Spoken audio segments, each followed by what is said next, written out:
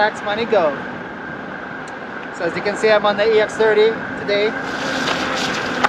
I put it away like 3.5 weeks ago when I unboxed the Grizzly Sync, and I put them on the EX30, and then I did some rides, and then I did some more rides, and then I did some adjusting, and then I did some more riding. So maybe like 2 or 3 days on some snow, and then it's like, no, okay, you know, I don't really like the way the EX30. Whoa, that's crispy. I don't really like the way the EX30 behaves in snow. You know, I feel the suspension getting sticky because it's an external suspension system, and it's got the sliders and the bushings and the stanchions and stuff like that. So it's like, okay, I'll just stick to my crusty links instead. So I'm riding the links day after day after day with the bad bearings that I've had for like 5,000 miles of bad bearings. And Ronnie has maybe 1,000 miles of bad bearings on his Sherman L, but that sounds like death. That just sounds, it's like, you know, so water, salt water, stuff like that, it will find its way.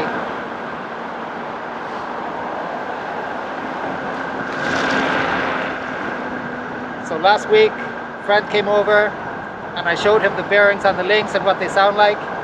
And then I went to the EX30 and I tilted it on the kickstand so that the tire could roll, and I went to roll the tire, and man, it was a tiny bit stuck.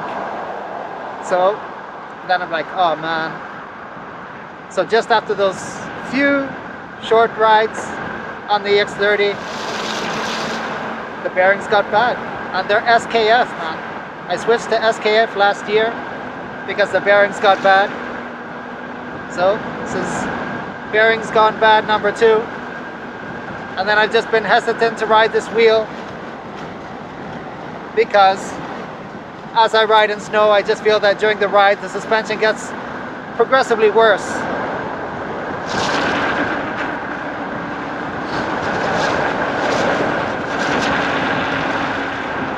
And today I was playing some Diablo, and finally I got my first mythic, which is like quite a rare item, a bit useless for my sorcerer. And then I was like, okay, you know, let's go out and catch some giant snowflakes on our face. And I go to pull out my links and I feel the resistance on the tire, and I'm like, damn, I got a flat, man. So I got a flat. I was just out on the links yesterday with Ronnie. We're out fooling around, doing some trails in snow and stuff like that. It was really nice. I'll just borrow some of the bike path. Thank you. Thank you.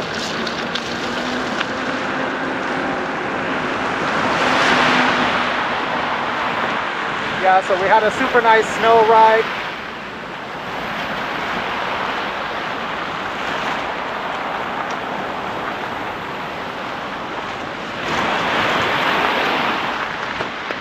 Oh boy.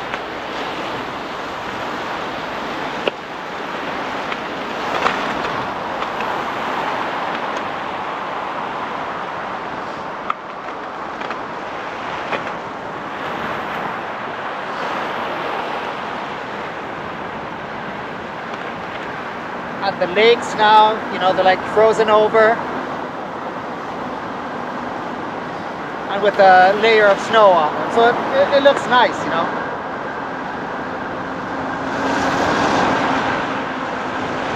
But yeah, you know,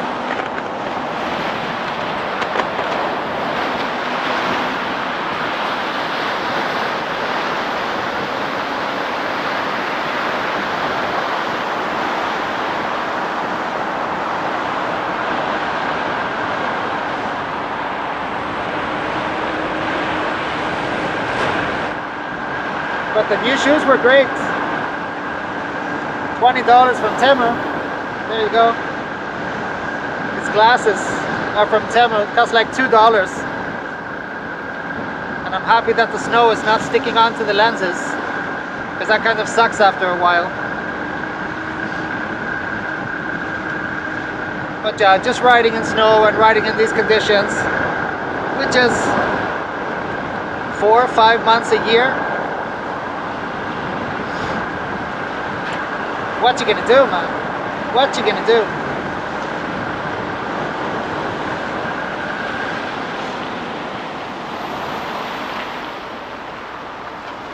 Shenanigans.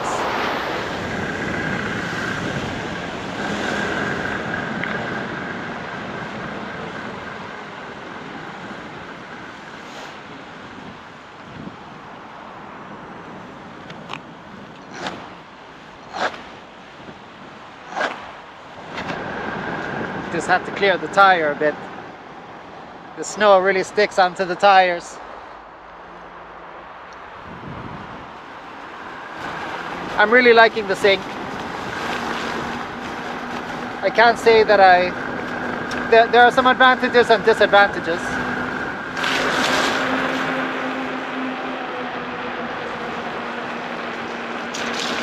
Just wanted to listen to my bearings. I don't know why. I mean, they're bad, you know. They're bad, they're grindy, they're crusty. And the EX30 is IP rated. So they said, you know. But when Simon changed my bearings last year,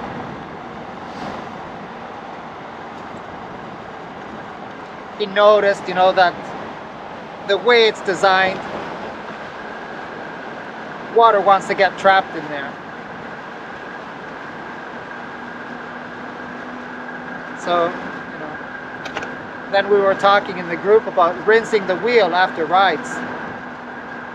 Rinsing it gently with water, you know, not high pressure, just rinsing it with water to get like the salt and the snow off. And I've always felt a bit hesitant to do that because I just feel that water and wheels don't mix. But yet here I am riding in this trash, which I like. I really enjoy it a lot. As long as you can ride, as long as you don't go falling all the time. Some parts can be super tricky.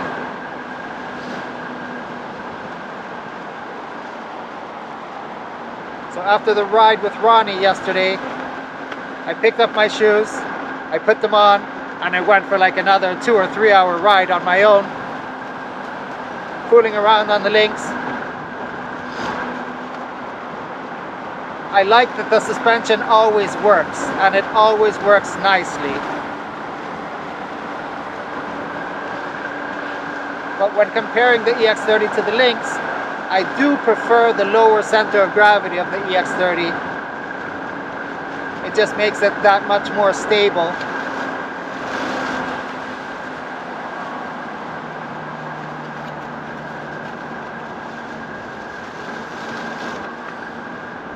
So yeah, you know, they have their advantages and disadvantages. I guess with the Lynx S, since you can lower the pedals a whole half an inch or whatever, then maybe, you know, you can give yourself a little bit of a lower ride.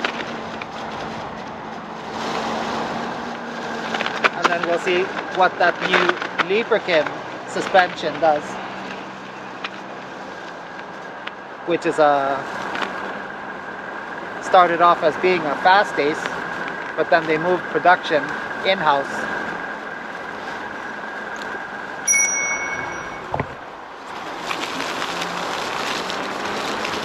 So now it's Librakim suspension.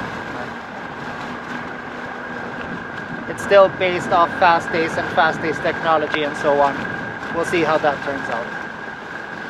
But yeah, anyway, you know, I had a good time on the links, and the shoes were nice and they kept nice and dry.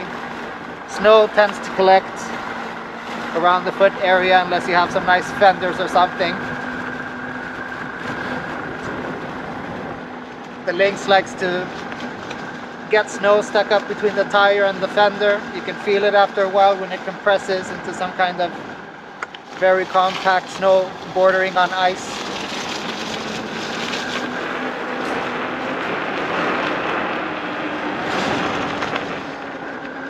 This one doesn't catch snow as much, so it stays decently clear, but snow will get into other spots, you know. Yeah, as I ride this in the snow, I just feel how the suspension gets progressively worse, and then you're like a half hour or 1 hour into the ride, and it's almost like riding without suspension, like very minimal suspension. So I imagine that, you know, maybe dirt and stuff is getting trapped in there.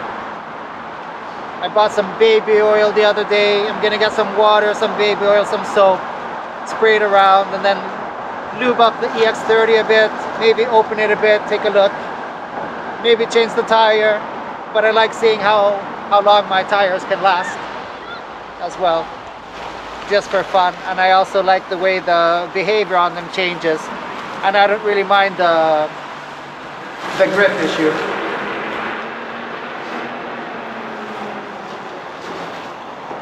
Because on snow there's not much that's gonna help unless you have like a pretty aggressive knobby tire. If you just have like even my Shinko, man,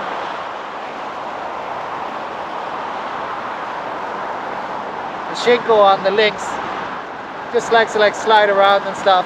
Ronnie has some spikes on his tire. He got some scooter tire, some moped tire with spikes on it, and it's tubeless, and he's been constantly losing air and applying sealant, slime to it. So he's used the whole bottle now. 1 liter, that's a lot. He had a flat yesterday, put some slime in there, and then off we went, man. I don't know how the hell I got a flat, but I can guess. Since I was playing around on the links, and there were a lot of these tunnels, these here, and I was doing some adjustments on the wheel, because these shoes have such an aggressive pattern, and I have these modified pedal plates. Well, they're not modified pedal plates, they're 3D printed pedal plates. Let's go take a look at the lake. I'll just turn around here gracefully. And those pedal plates have grub screws in them, and grub screws are quite aggressive, and they keep their sharpness, you know. And since I had the foot lock, and I can get my feet forward and under the foot lock, oh boy, good luck. Really good luck getting your feet out. So I was like practicing, you know, to stop and dismount and ride and stop and dismount, and I felt that I had to do shenanigans. I felt that I had to do stuff, you know. I had to, like, have you ever been on a mountain bike and you got yourself some of those fancy clipless pedals where you got to do this and that with your foot, otherwise you're gonna timber. Yeah, this part will be less kept, but on the other hand, let's take a look at the lake. Oh man, my suspension. Yeah, so minimally working suspension on this kind of path or trail that has been snowing on, that there's ice on, and that people have been walking on, makes for a lot of bumpy texture. But, you know, good practice. I'm not super locked in to the sink. I would actually need to adjust them now after switching to these shoes. Let's take a look at this amazing lake, man. That's a lake. There you go. No, I'm not going to walk on it, and no, I'm not going to ride on it, because it hasn't been below freezing long enough. Otherwise there'd be people out here skating and fooling or whatever. And yeah, no. We do not want to sink into the lake with a huge anchor on our feet.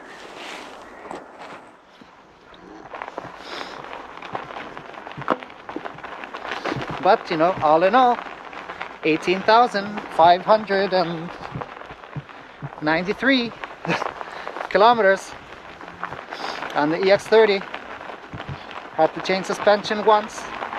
The old one just like got stuck, compacted, and I can't extend it. I don't know, maybe I'll try with a vise or something and see if I can yank it or pull it. I have a spring one. The spring one. The coil.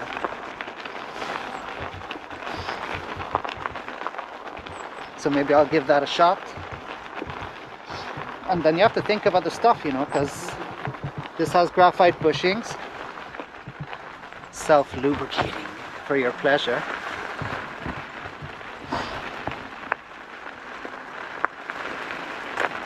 But then you get back to the bearing issue. And it's like, okay, so what happens if you ride with bad bearings? I can tell you this, they don't get better. They don't magically get better. But sometimes, you know, when you have had the wheel parked, it's sort of like the grime and the dirt and all the trash, it kind of settles and becomes a bit extra crusty. And when you ride a bit, then it sort of like smoothens out. So my Lynx, you know, with 8,000 kilometers on the bad bearings, I wouldn't say it sounds a million times worse, you know, but I feel that this one gets progressively worse faster. Now I can't hear the bearings. So there you go.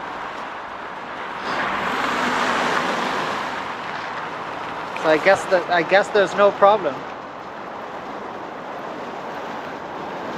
As long as the bearings don't seize and teleport us to the ground, that would be something. And some riders in the group get bad bearings, some don't. Simon, Communal, bad bearings.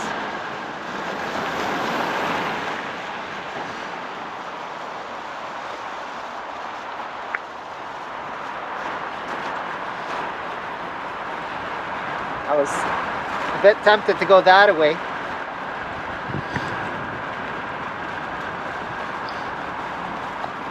So I do have an extra tube at home. So I'll open up the Lynx and do a tube change.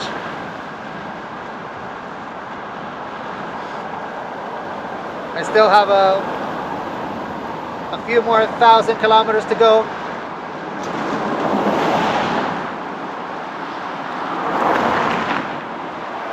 On the Shinko. And the only thing about bad bearings really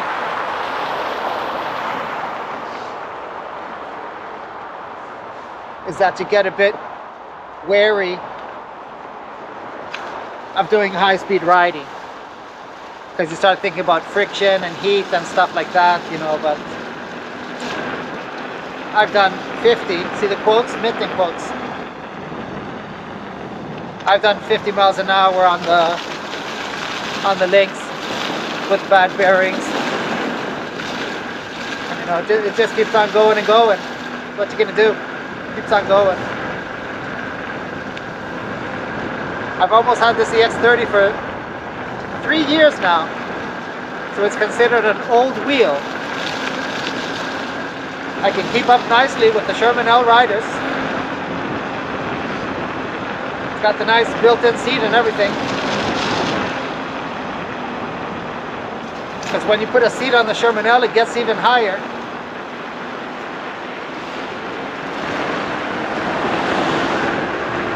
I think I'll let the guy pass. I'll let the guy pass.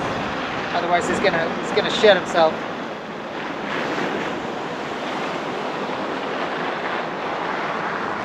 There are two ways to handle that situation. Go fast as hell so that the car doesn't have to wait for you, and then you hit whatever bump or piece of snow or patch of ice and go sliding out with the car racing behind you. Or you just let the poor guy pass. Oh man, oh man.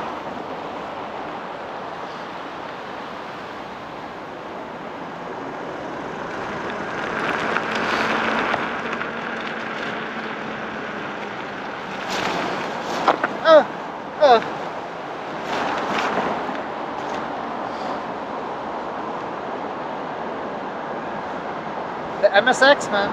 The MSX. The MSX just kept on going and going. It didn't really get bad bearings the same way, in that it trapped snow. You know. Nikola got bad bearings, EXN got bad bearings, my other EXN got bad bearings. So yes, we get it. We get it. It's not good to ride in snow. Not for your bearings anyway.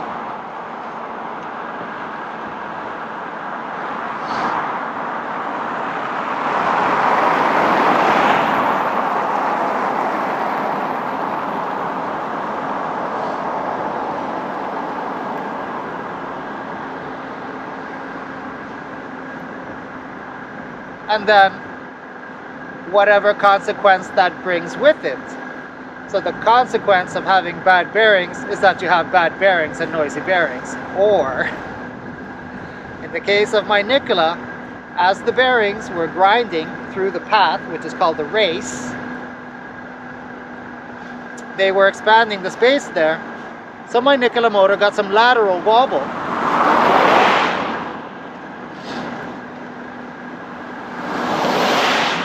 And I do not have that lateral wobble on my Lynx after the 5,000 miles on bad bearings. But Ronnie has that lateral wobble on his Sherman L.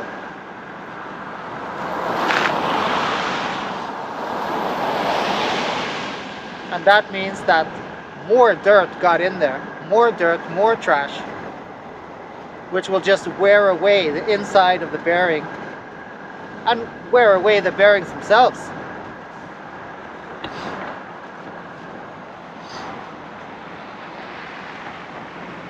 Because you have salt and rust in there.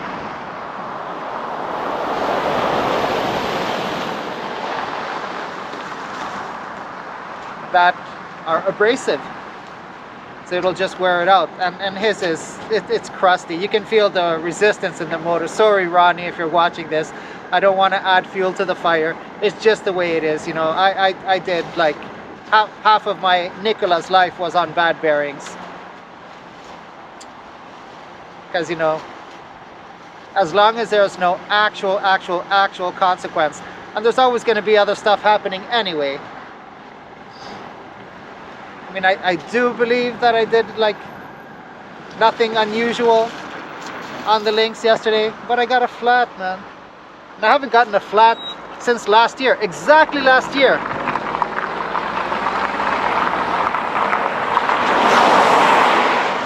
And that's because I rode on a giant shard of glass.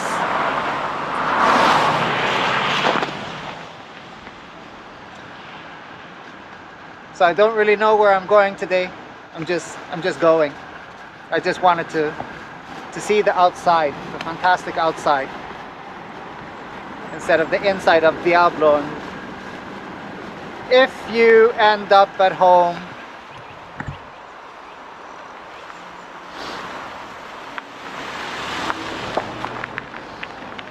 playing Diablo, and then it's like, well, and am I gonna take my wheel and go to the gym?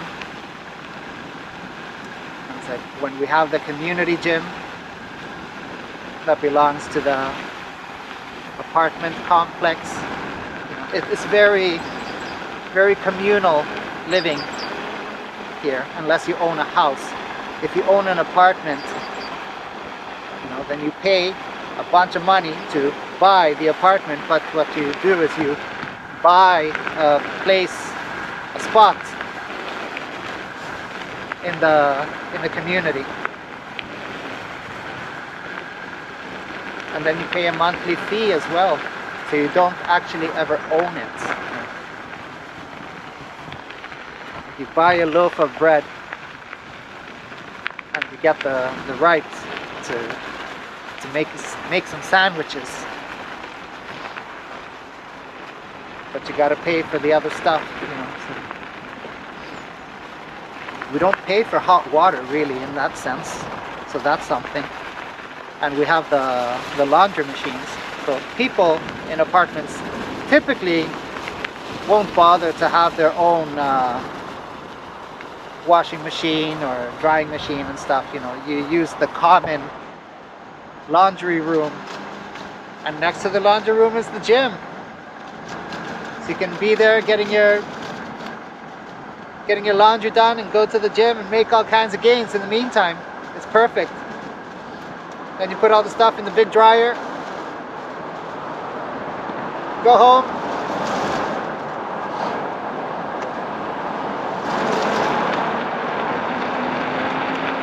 make some food. And by making food, I mean putting some chicken wings in the oven and playing Diablo. And there you go, then you've done your workout, you got your ride done, you got your chicken wings. Just don't ask ChatGPT, what happens if I eat chicken wings every day? Because I asked ChatGPT just for fun. What would happen if I know what happens.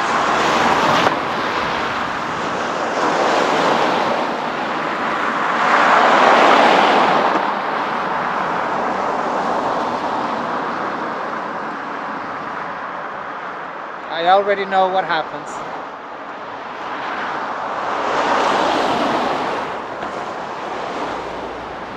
You get better skin, you get better health, you lose fat, and you have a good amount of protein. But it started going on and on.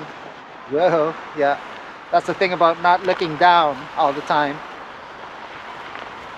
It started saying, you know, the cholesterol and this and that, because it was assuming that I'm frying them in oil and deep frying them and putting like breading on them. Man, I just get my chicken wings nicely marinated, put them in the oven, man, and then you're done. You don't have to go doing crazy stuff. Sometimes I'll put some barbecue sauce on them and we're all good. I mean, sure, there's a lot of sugar in barbecue sauce, but how much barbecue sauce are we eating?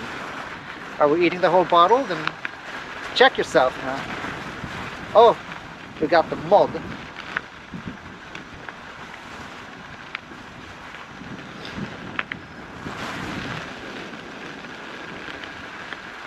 Every time I hear that word mud, it reminds me of when I lived in Spain and Depeche Mode was in fashion.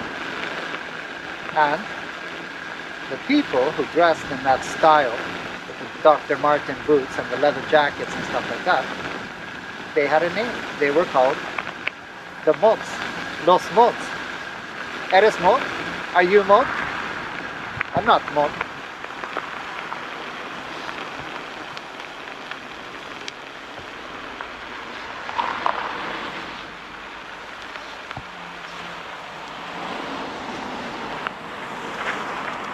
How do I get up? Where's the curve to get up, man? It could be this one. Let's see. Oh. Oh.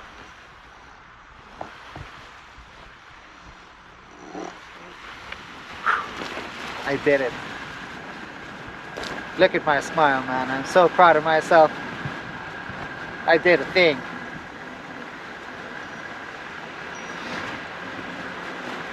So you had the mods. And you had the pijos. The pijos were the very nicely dressed ones. So those would be like, in Canada we call them the preps.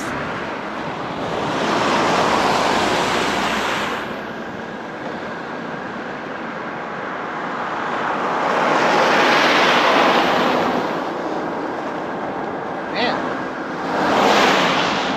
A big cloud of snow and mist behind that van.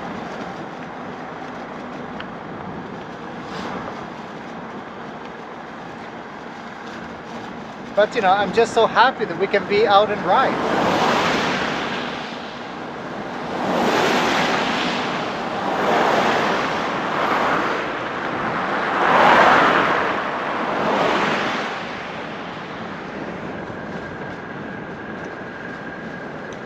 And a lot of times, you know, I feel like initially hesitant because I just think, you know, okay, I'm gonna ruin my wheel. But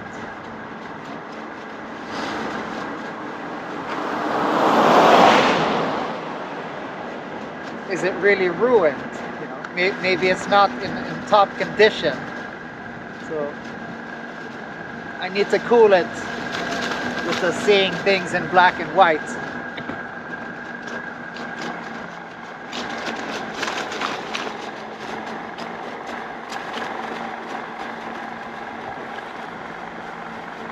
There's a tiny sound in the bearing. Like when my links got bad bearings, it would just cause the motor to sort of vibrate or resonate.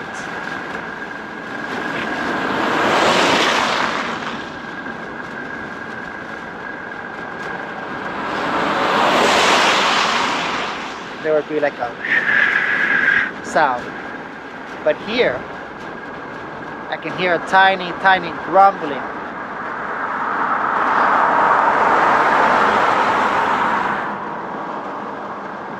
So that's a very, very low and very light bearing knocking.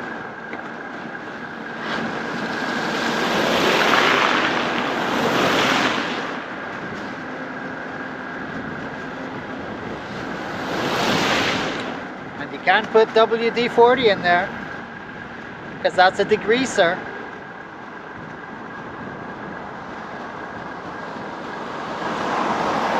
That will dissolve the fat that's in the bearings and probably make things worse if you even manage to get it in. I mean, there's rubber seals there. The rubber seals are supposed to prevent water from getting in. I think I'm going to go this way because that way goes to Haninge, and then the only way back is back. And I really hate doing A to B, B to A. I like doing A to B and then B to C and then C to A. So I'd rather do a loop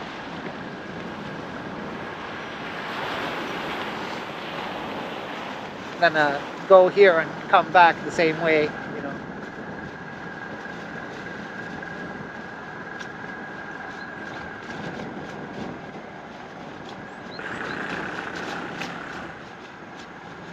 That's why we have the speaker. So then we can talk about the quality of the wheels. You know, people are going crazy now talking shit about the Godway wheels.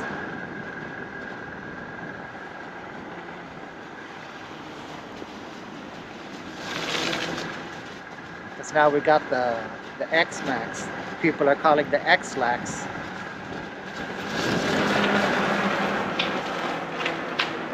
Which a lot of people are saying is a repackaged race, right? But we got new wheels coming out all the time, and Begode really likes to just pump them out. It doesn't mean you have to keep up.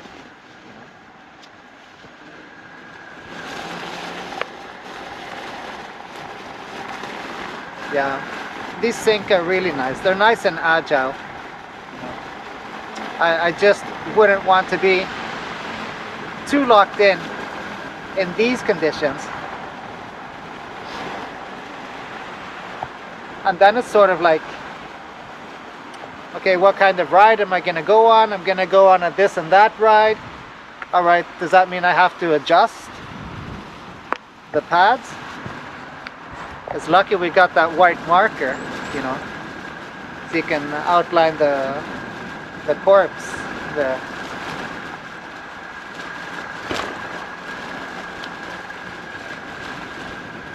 And then make some adjustment. But I mean, even after fiddling and fiddling and fiddling with these pads and setting like left to right and having them as symmetrical as possible, because I want my pads to be symmetrical, I will gladly stagger my body position, but I want the pads to be symmetrical. I want to get the same, if desired, the same input on the left and the right, so that I don't do any unpredictable jumps where the wheel will start shifting left to right.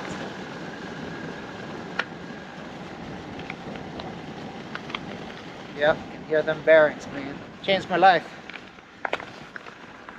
Oh boy, oh boy. What do we have here? Is this a police line? Do not cross. Oh, oh, oh, oh, oh.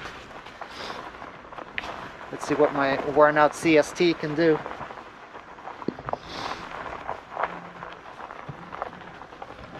Whoa, whoa, whoa, whoa, whoa, whoa, whoa. Oh, it's crazy, man.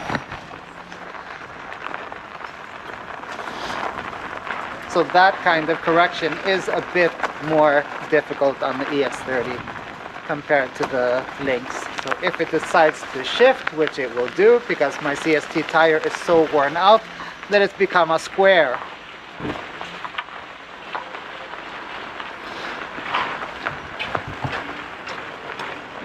Which can also make technical trails very difficult, and it's just layer on layer. But hey, you can fix that. You can get a new tire, right?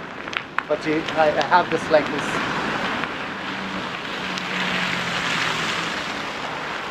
this allergy when it comes to maintenance. Just can't stand the hassle.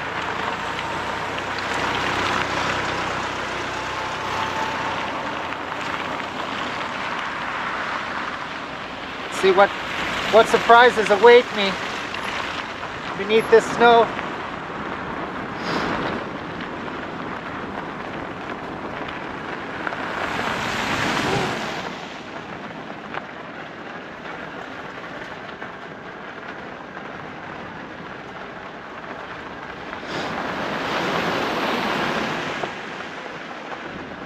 Yeah, so yesterday I was fearing for my life on the Lynx.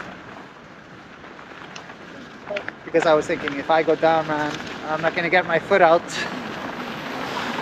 So I just ended up moving my feet back a tiny bit.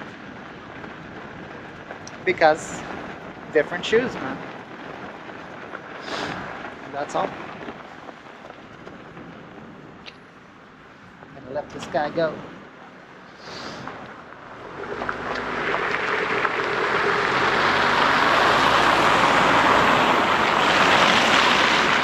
He had enough room to pass me, thank God, but I was letting a car pass because the car wanted to turn in and had a car behind him.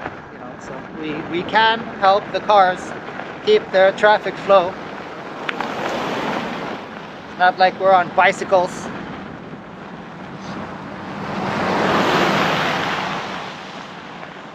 Can I pet that dog? I don't want to pet that dog.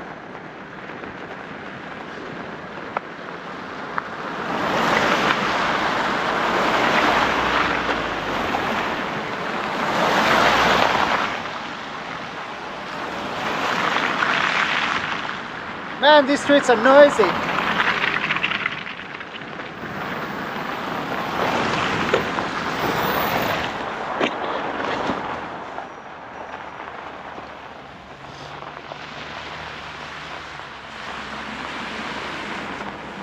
And sometimes you'll be riding and you hear some crazy squealing noise,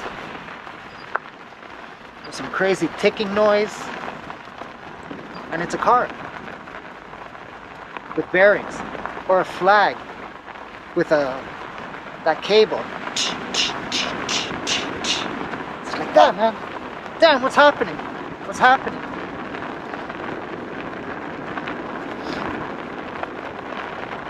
But it's okay, man. It's okay.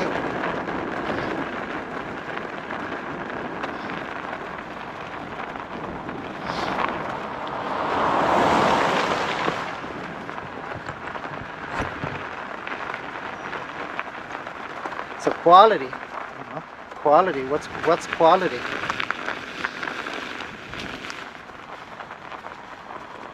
Look at my Marshall speaker and the quality. The strap gets stretched out in time, so I always have to pull my speaker up. I want to make some kind of attachment for my backpack strap.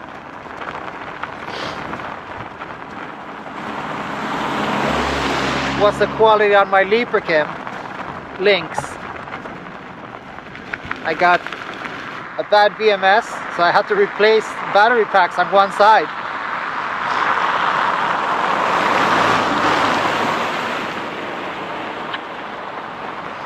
How about my patent? Dead, man.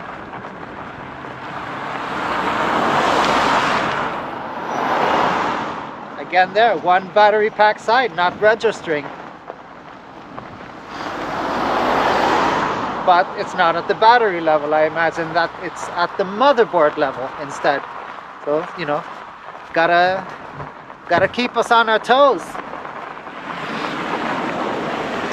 Can I get to the other side? Do I want to get to the other side?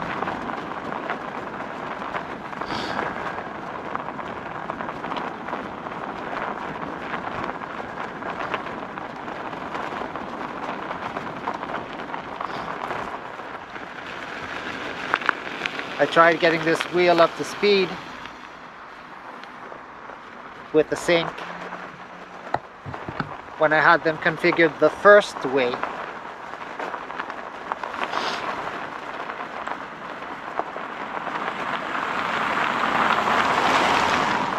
So with quite a lot of shin support, quite a lot of lower shin support.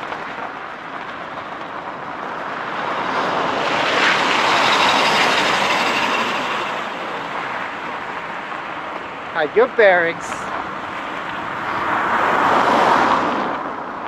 Man, that car got some bearing noise.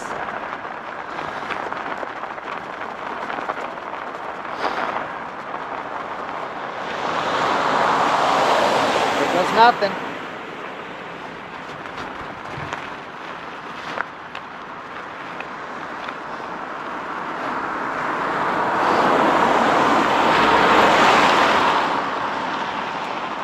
So with that much shin support, then you're pushing with your lower shins into the pads while leaning to accelerate, and then you run out of lean because you run out of dorsiflexion, and then you end up hinging at the hip and doing this kind of stuff. And that's not a favorable position. I don't know what to say, man.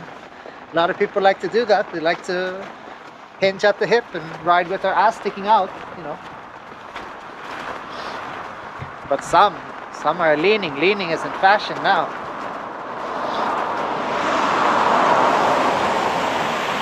But if you configure these with less shin support,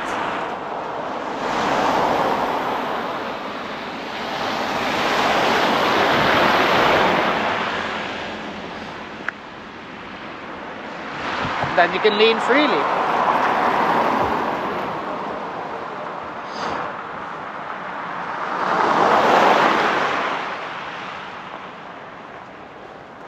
And then you're left asking yourself, okay, so what's the function?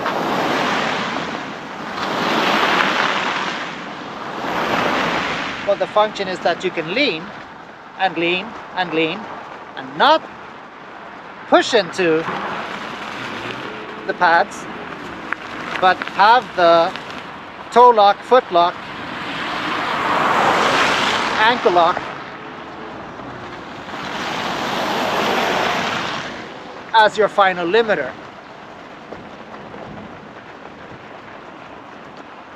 That will be your final safety.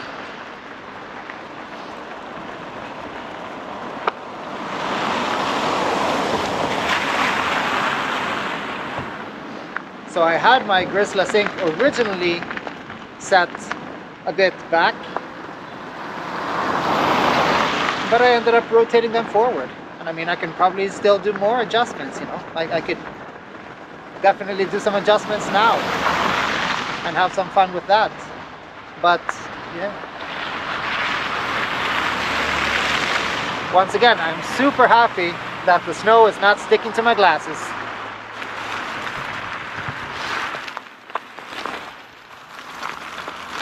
Gonna go this way.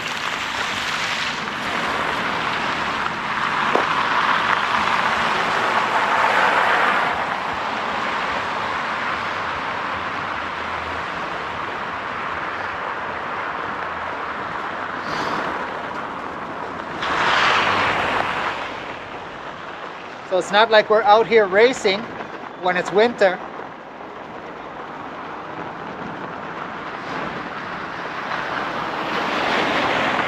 And it's not like the snow is great.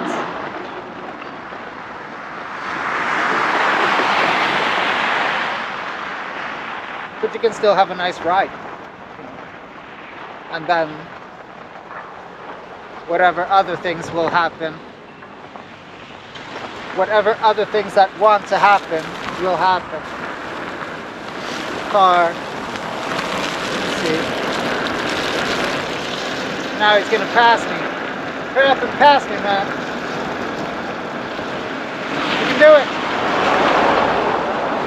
You did it.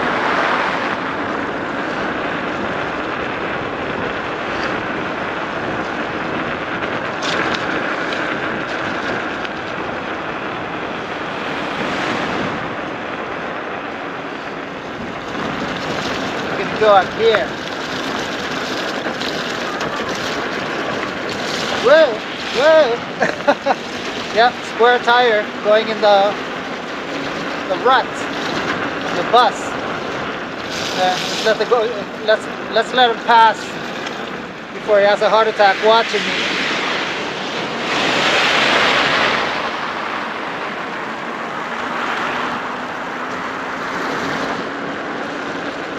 We look like idiots on these things, man.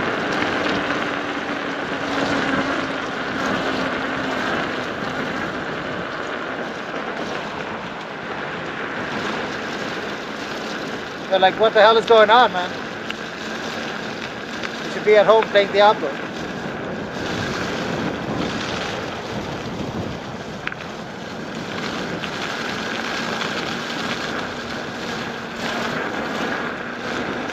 Out on the streets, riding at 50 miles an hour, man. 50, bro.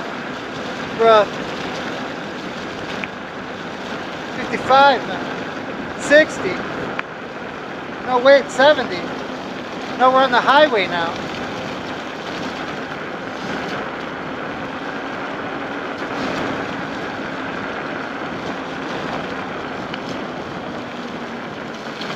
What used to be a hobby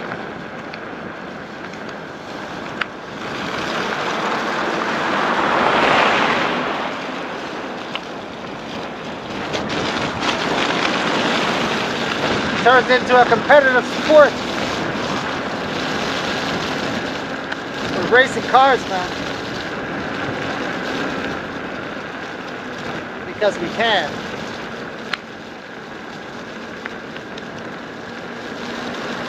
We got helmets. We got helmets on so we can do it.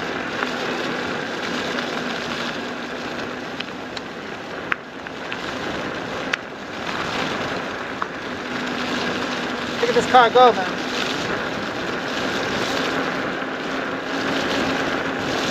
I hear a car crawling. Yeah. Very, very far behind me. It was just echoey.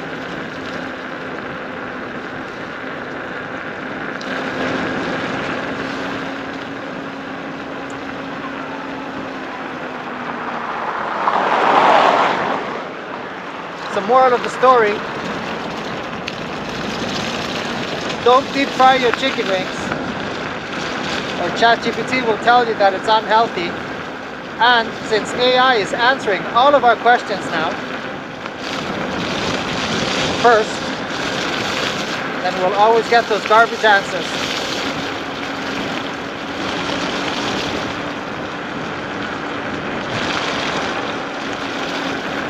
Then you gotta do research and get gaslighted by AI. Do more research and work your ass off to disprove AI even. Yeah, let him go.